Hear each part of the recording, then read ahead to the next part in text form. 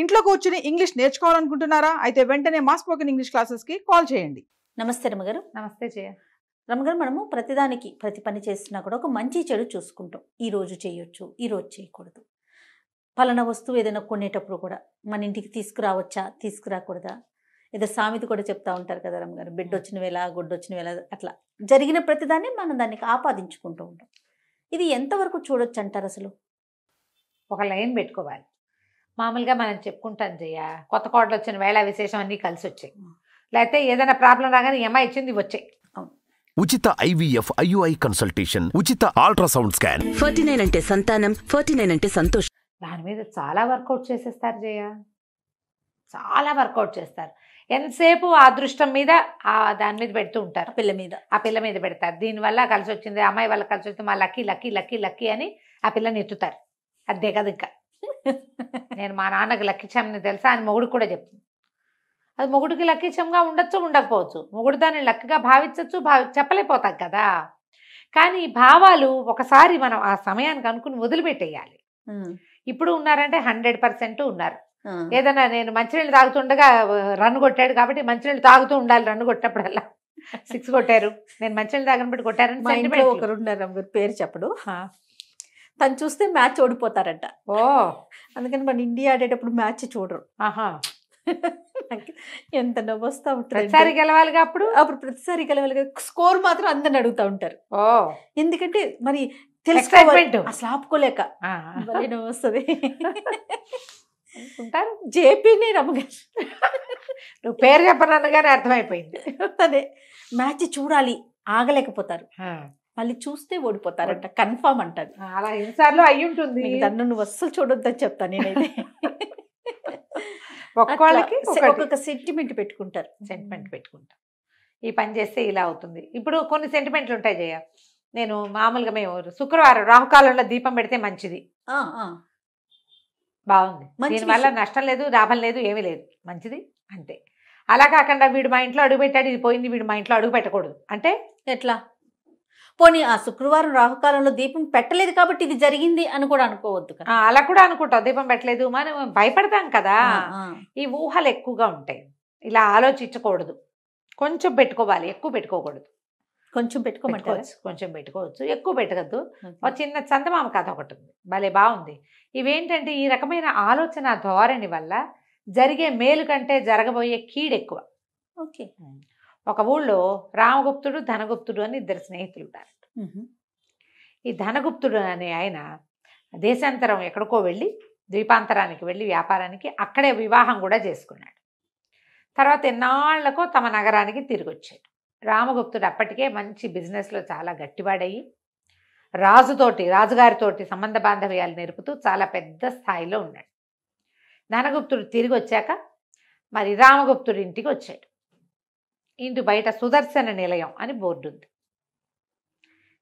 సరే, చాలా బాగుంది. ఈ సుదర్శనుడు ఎవడు, ఏం సుదర్శనం అని అడిగాడు స్నేహితుడిని. అడిగితే నా చిన్న కొడుకు, వాడు పుట్టాక నాకు చాలా కలిసి వచ్చింది, వాడు పుట్టాక ఈ ఇల్లు కట్టించాను, అందుకని వాడి పేరే పెట్టుకున్నాను అన్నాడు.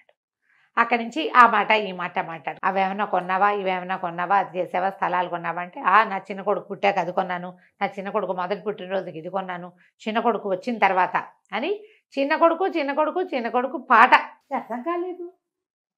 లాస్ట్ ఇయర్ కొన్నా, బిఫోర్ లాస్ట్ ఇయర్ కొన్నా అనాలి కానీ 6 ఏళ్ల క్రితం పుట్టిన చిన్న కొడుకు గురించి ఇప్పటికీ చెప్తాడేమిటి? అంతకుముందు పెద్ద కొడుకు ఒకడు ఉన్నాడు కదా, వాడి గురించి లేదు. లాస్ట్ ఇయర్ కొంటే 2 పిల్లలు పుట్టాక కొన్నప్పుడు 2 పిల్లలు పుట్టినందువల్ల అనైనా అనాలి, లేకపోతే అది అసలు ఆ పాయింటే అక్కర్లేదు. ఇక ఏ విషయం అడిగినా, మనం ఆడుకున్న ఊళ్ళో పొలాలు కొన్నాను నా చిన్న కొడుకు పుట్టినరోజు సందర్భంగా, ఈ విని విని విని విని సరే ఇతను ఏమనుకున్నాడు, ధనగుప్తుడికి అర్థం కాదు, ఇట్లా చేయొచ్చా? ఈ చిన్నక పిల్లాడు రేపొద్దున ఏమవుతాడు, ఎంత తలబరువెక్కిపోతుంది వాడికి. ఆ పెద్ద పిల్లాడు ఏమవుతాడు, వాడు వీడి వల్లే, నా వీడంటేనే నాన్నకి ఇష్టం, నేనంటే ఇష్టం లేదనుకుంటాడు. వాడు ముభావంగా కనపడ్డాడు. ఈయన బాగా ఆలోచించుకుని ఏమన్నాడు, రామగుప్తా, నీకు 2 కొడుకులు, నాకు ఇంకా సంతానం కలగలేదు, మా ఆవిడ కూడా దేశాంతరం నుంచి వచ్చిన మనిషి కదా, ఆవిడకి తోచుబాటు కావటం లేదు, కొంచెం పిల్లవాడు ఉంటే బాగుంటుంది, మీ పెద్ద అబ్బాయిని మా ఇంటికి పంపించు, నా దగ్గర ఉంచుకుంటాను కొన్నాళ్ళు, ఈ లోపల మాకు పిల్ల జల్లా కలుగుతారు, ఆ పిల్లాడిని చూస్తుంటే సరదాగా ఉంటుంది అని అడిగాడు. అడిగితే ఈయనకి చిన్న కొడుకే ఇంపార్టెంట్, పెద్ద కొడుకు వెళ్ళినా పర్వాలేదు. ఊరని ఆలోచించి ఏమన్నాడు, అలాగేలే సుమంతుడు ఆ పిల్లవాడి పేరు, 10 ఏళ్లవాడు.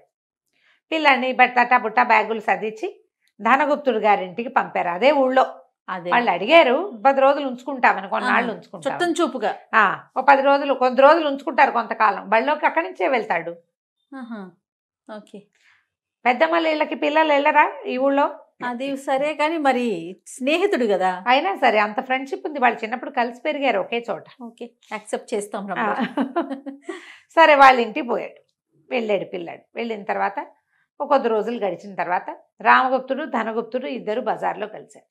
రామగుప్తుడు ఇట్లా డల్గా, అదే ధనగుప్తుడు ఈ పిల్లాడిని తీసుకెళ్ళడానికి ఇట్లా డల్గా ఉన్నాడు. ఈ రామగుప్తుడిని అడిగాడు, మీ ఆ పెద్ద అబ్బాయి పుట్టాక ఏమైనా ప్రాబ్లమ్స్ వచ్చినాయా నీకు అని అడిగితే ఈయన ఏం రాలేదే అన్నాడు. ఏమిటో తెలీదు, నాకు బిజినెస్లో పెద్ద నష్టం వచ్చింది, ఓడలు 2 మునిగిపోయినాయి మావి, ఏం చేయాలో తెలియటల్లా. అది మీ అబ్బాయి మా ఇంటికి వచ్చాకే జరిగింది. ఈయనకి గొంతులో పడింది నిలక్కాయ. ఏమిటి, మా అబ్బాయి వీళ్ళ ఇంటికి వెళ్ళాక వీళ్ళ పడవలు మునిగిపోయాయి, ఏం మాట్లాడాలో తెలియదు. సరే ఏదో టిఫిన్ చేశారు, మాట్లాడుకున్న తర్వాత అడిగాడు మళ్ళీ, మీ అబ్బాయి పుట్టాక ఏదైనా నష్టం జరిగినట్టు ఏమైనా నీకు స్పష్టంగా తెలుసా రామగుప్తా? గుర్తుందా నీకు ఏమైనా గుర్తు చేసుకోమంటే కరిగాలి మంట నెత్తికెక్కిపోయింది. మా పిల్లాడి వల్ల నాకు వచ్చిన నష్టం ఏమీ లేదు, నీకెందుకు నష్టం జరిగిందో నాకు తెలీదు, నీకు జరిగిన నష్టాన్ని నా పిల్లాడికి ఆపాదించొద్దు, నువ్వు అట్లా ఆపాదించకూడదు, నీకు అంత ఇష్టం లేకపోతే పిల్లాడిని పంపించేసి మా ఇంటికి, అట్లా అసలు జరగల, మా పిల్లాడిని నష్టజాతకుడిని చేస్తావా నువ్వు, ఇంత మాట అంటావా, పోనీలే కదా అని మీ ఇంటికి పంపిస్తే, నువ్వే అడిగావు కదా, మా పిల్లాడిని మాకు ఇచ్చేసి, నీకు అంత నష్టం కష్టాలు నిష్ఠూరాలు వస్తే ఇచ్చేసేమన్నాడు. సరే పద మా ఇంటికి వెళ్దాం మన ఇద్దరం అని ఈ ధనగుప్తుడు ఏం చేశాడు, ఈ రామగుప్తుని వెంబడి పెట్టుకుని ఇంటికి తీసుకుపోయాడు. ఆ ఇంటికి వెళ్తే ఇప్పుడు ఈయన ఏం చెప్పాడు, 2 పడవలు మునిగిపోయినాయి, బిజినెస్లో తీవ్రమైన నష్టం వస్తే వాళ్ళ ఇల్లు ఎట్లా ఉండాలి, పాడుకొట్లాడుకుంటూ ఉండాలి, ఉసూరు మియాల్లాగా ఉండాలా, ఏదో పెళ్లివారి ఇళ్ళల్లే ఉంది గందరగోళంగా, వాకిట్లో ఏవో ఇవి కూడా కట్టున్నాయి, మంగళ తోరణాలు కూడా కట్టున్నాయి, ఓ పక్కన ఏదో సంగీత సభ లాంటిది జరుగుతోంది.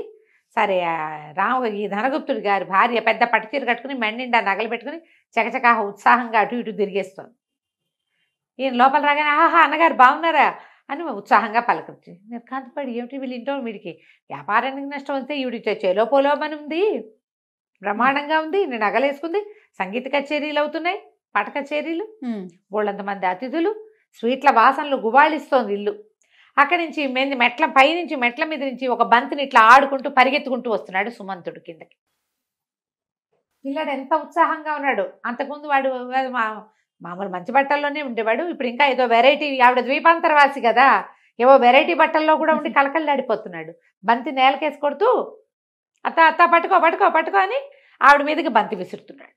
ఈయన తెల్లబోయాడు, తండ్రిని చూడగానే వాడు బీసుపోయాడు, ఆశ్చర్యపోయాడు. ఏమిటో ఈ సంగతి అని అడిగాడు స్నేహితుడు.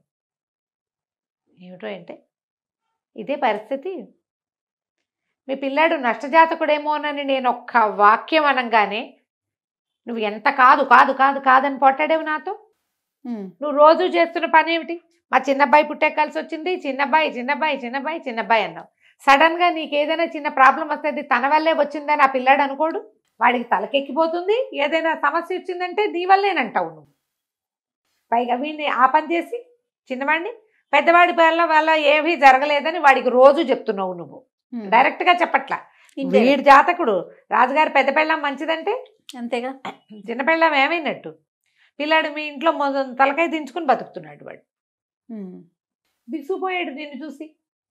ఆలోచించు అనగానే ఈయన కనిపించింది, నిజమే కదా, మా చిన్నబ్బాయి పుట్టాక కలిసి వచ్చింది, మా చిన్నవాడి పుట్టాక వీడేనా లక్కించమంటే రెండో పిల్లాడికి ఎట్లా ఉంటుంది మనస్తత్వం, వాడికి అంత కష్టంగా ఉంటుంది, నువ్వు నా బంగారు తల్లివని చిన్నపిల్లని ఎంతసేపు ముద్దు పెట్టుకుంటున్నావు అనుకో, పెద్ద పిల్లలకి చాలా కష్టంగా ఉంటుంది, చేయకూడదు కదా, అది బంగారు తల్లి అయినా చేయకూడదు.